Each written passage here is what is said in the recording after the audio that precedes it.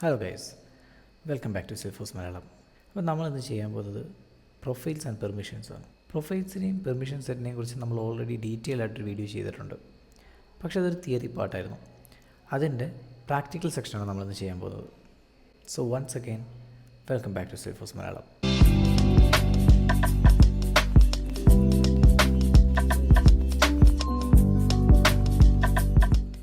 Profile എന്താണെന്ന് മനസ്സിലാക്കുന്നതിന് മുമ്പ് നമ്മൾ യൂസർ ലൈസൻസ് എന്താണെന്ന് മനസ്സിലാക്കിയിരിക്കണം.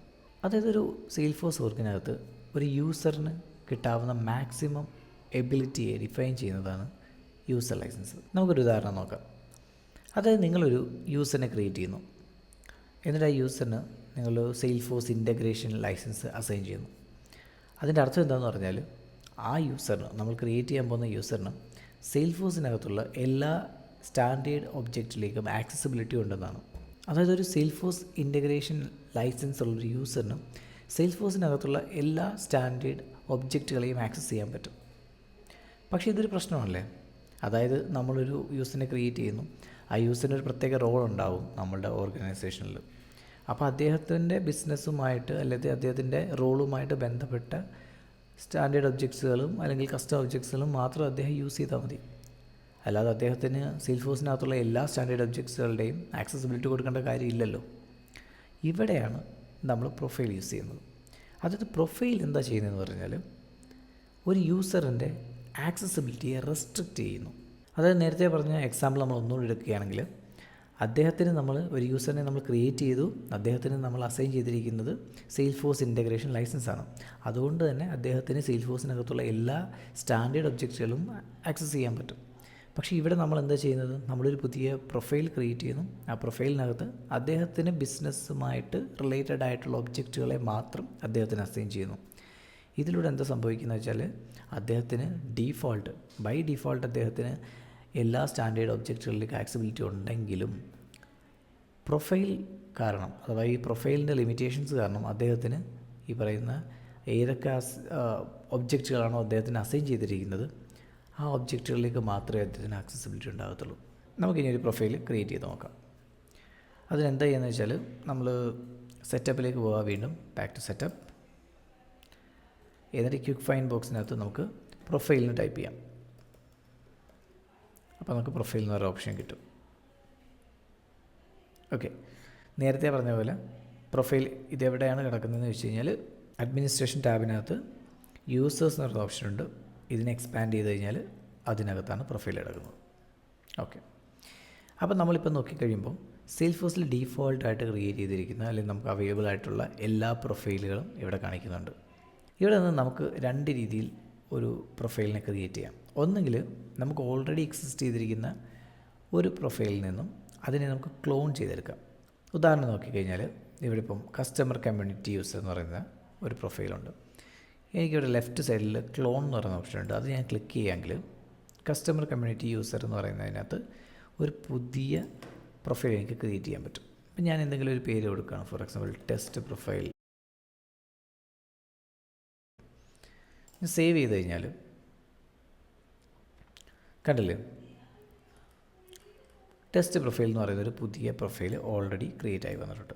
ഇതിൻ്റെ സ്പെഷ്യാലിറ്റി എന്താണെന്ന് വെച്ചാൽ, ഇത് ഓൾറെഡി ക്ലോൺ ചെയ്തിരിക്കുന്നത് കസ്റ്റമർ കമ്മ്യൂണിറ്റി എന്ന് പറയുന്ന പ്രൊഫൈലിനകത്തായതുകൊണ്ട് ഈ കസ്റ്റമർ കമ്മ്യൂണിറ്റി പ്രൊഫൈലിനകത്തുള്ള എല്ലാ ഫീച്ചേഴ്സും അതേപോലെ തന്നെയാണ് ഇതിനകത്തുള്ളത്.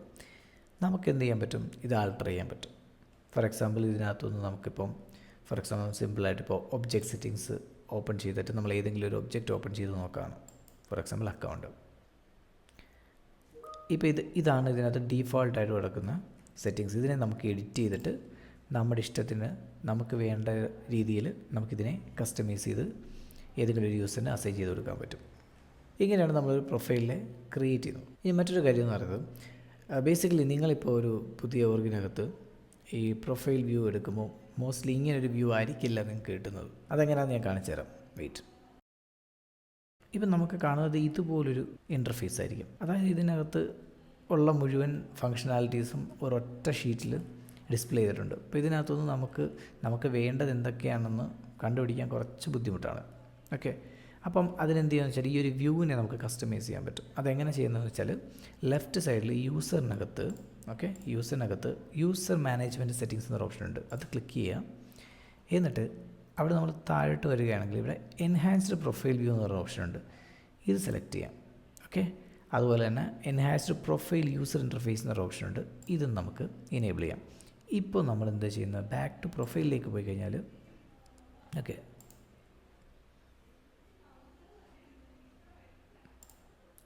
പേടിക്കേണ്ട കാര്യമൊന്നുമില്ല, നമ്മളതൊന്ന് റിഫ്രഷ് ആയി കഴിയുമ്പോൾ ശരിയായിക്കോളും. ഓക്കെ, ഇവിടെ നിന്ന് നമുക്ക് വീണ്ടും സെറ്റപ്പിലേക്ക് പോകാം.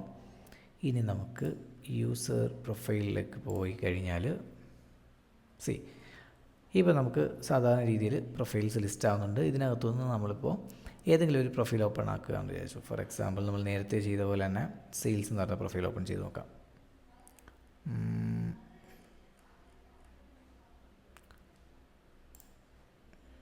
സെയിൽസ് എന്ന് പറഞ്ഞ പ്രൊഫൈൽ ഇത് ഓപ്പൺ ചെയ്യുമ്പോൾ നമ്മൾ നേരത്തെ കണ്ടതിന് വിപരീതമായിട്ട് കണ്ടില്ലേ, ഇത്രയും മാത്രമുള്ളൊരു ചെറിയ വ്യൂ നമുക്ക് കിട്ടും.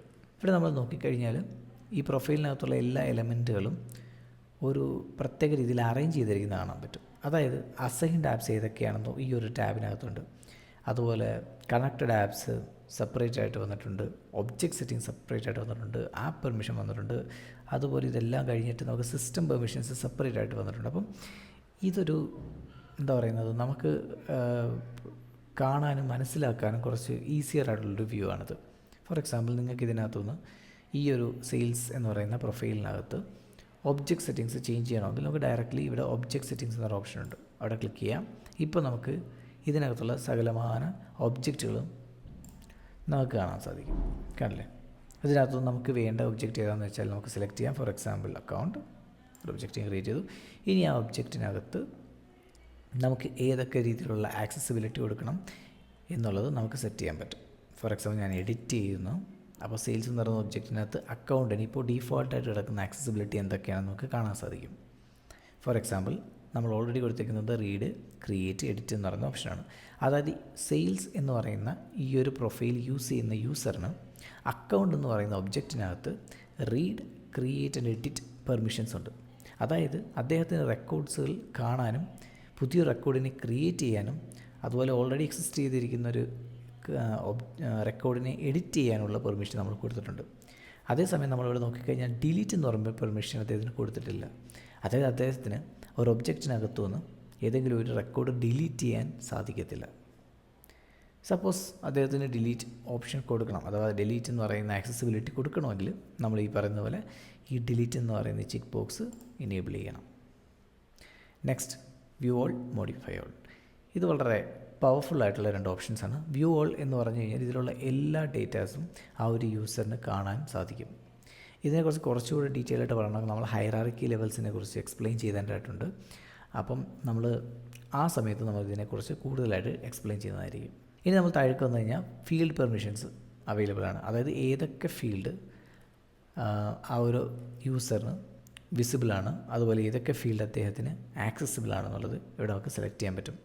ആൻഡ് ഫോർ എക്സാമ്പിൾ ഇപ്പം ഫോൺ എന്ന് പറയുന്ന ഒരു ഫീൽഡ് ഈ ഒരു യൂസർ കാണണ്ട എന്നാണ് തീരുമാനിക്കുന്നതെങ്കിൽ നമുക്ക് ഇവിടെ നിന്ന് അദ്ദേഹത്തിൻ്റെ ആക്സസിബിലിറ്റി എടുത്ത് കളയാവുന്നതാണ്. ഇപ്പോൾ എന്താ സംഭവിക്കുന്നതെന്ന് പറഞ്ഞാൽ ഈ ഒബ്ജക്റ്റിൽ ഈ യൂസറിന്, അതായത് ഈ സെയിൽസ് എന്ന് പറഞ്ഞ പ്രൊഫൈൽ നമ്മൾ ഏത് യൂസറിനാണോ അസൈൻ ചെയ്യുന്നത് ആ യൂസറിന് റീഡ്, ക്രിയേറ്റ്, എഡിറ്റ്, ഡിലീറ്റ് എന്ന് പറയുന്ന പെർമിഷൻസ് ഉണ്ട്. അതായത് ആ ഒബ്ജക്റ്റിനകത്ത്, അതായത് ഏത് ഒബ്ജക്റ്റാണിത്, അക്കൗണ്ട് എന്ന് പറയുന്ന ഒബ്ജക്റ്റ്. അക്കൗണ്ട് എന്ന് പറയുന്ന ഒബ്ജക്റ്റിനകത്ത് റീഡ് ആക്സസ്, അതായത് അതിനകത്ത് ആഡ് ചെയ്തിരിക്കുന്ന റെക്കോർഡുകളെ കാണാനും പുതുതായിട്ടൊരു റെക്കോർഡ് ക്രിയേറ്റ് ചെയ്യാനും എഡിറ്റ് ചെയ്യാനും അതുപോലെ ഡിലീറ്റ് ചെയ്യാനുള്ള പെർമിഷൻ നമ്മൾ കൊടുത്തിട്ടുണ്ട്. പക്ഷേ അതേസമയം അതേ ഒബ്ജക്റ്റിൽ തന്നെ കാണുന്ന ഫോൺ എന്ന് പറയുന്ന ഒരു ഫീൽഡ്, ആ ഫീൽഡ് അദ്ദേഹത്തിന് കാണാൻ സാധിക്കത്തില്ല. അദ്ദേഹത്തിന് കാണാൻ സാധിക്കത്തില്ല എന്ന് വെച്ചാൽ അദ്ദേഹത്തിന് അങ്ങനെ ഒരു ഫീൽഡ് അതിനകത്ത് ഉണ്ടെന്ന് പോലും അറിയാൻ പറ്റത്തില്ല. അപ്പോൾ ഇവിടെ നിന്ന് നമുക്കൊരു കാര്യം മനസ്സിലാക്കാം.